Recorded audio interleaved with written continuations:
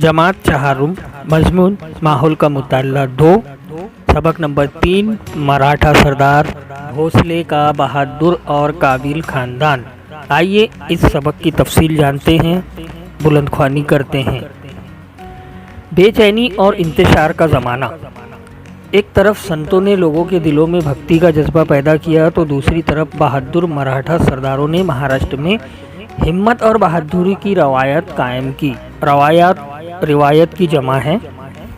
ये ज़माना बहुत बेचैनी का था। महाराष्ट्र में आदिल शाह और निज़ाम शाह के दरमियान अक्सर लड़ाइयाँ होती रहती थी, जिसके लिए उन्हें फ़ौज की ज़रूरत पड़ती थी। फ़ौज में मराठा सरदारों को शामिल करके फ़ायदा उठाया जाता था। आइए दूसरे नुक्ते पर नज़र डालते हैं। बहादुर मराठा सरदार। मराठे मेहनती, बहादुर, वफादार और हिम्मत वाले लोग थे।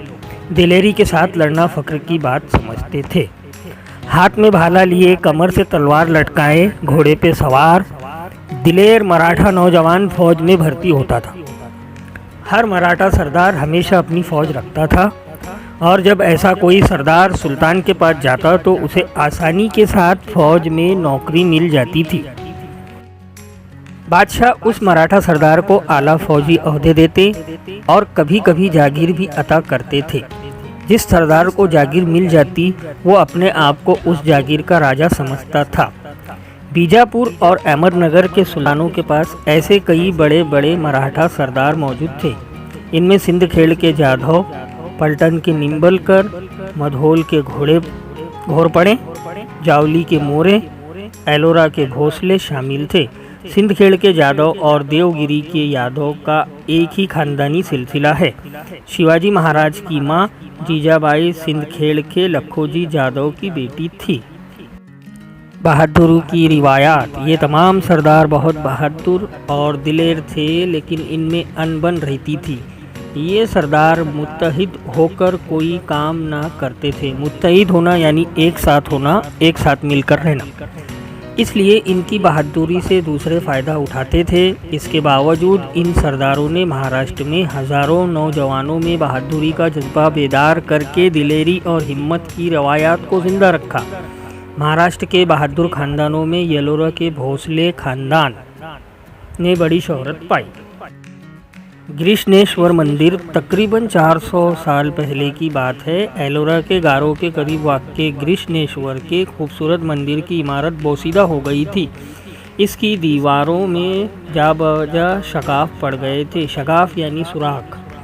मंदिर का पुजारी भी मंदिर छोड़कर चला गया था और इस मंदिर पर वीरानी सी छा गई थी। इस हालत को देखकर अकीदतमंद अफसोस करते थे, लेकिन इसकी मरम्मत और दुरुस्ती का ख्याल किसी को न था। इस बोसीदा मंदिर में भगवान शिव का एक अकीदतमंद पाबंदी के साथ आया करता था।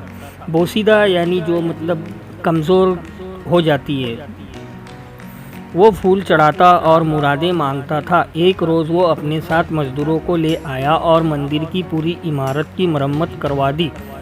मंदिर के बाहर और अंदर रोशनी का इंतज़ाम भी कर दिया। इस तरह इस मंदिर की पिछली शान व शौकत वापस आ गई। ये किसने किया? ये शिव भक्त कौन थे? ये मालोजी राजा भोसले थे। एलोरा के भोसले एलोरा गांव के पाटिल मालोजी राजे बड़े शिव भक्त थे। इनके छोटे भाई का नाम विठोजी राजे था। ये दोनों एलोरा गांव के पाटिल बाबाजी राजे भोसले के लड़के थे।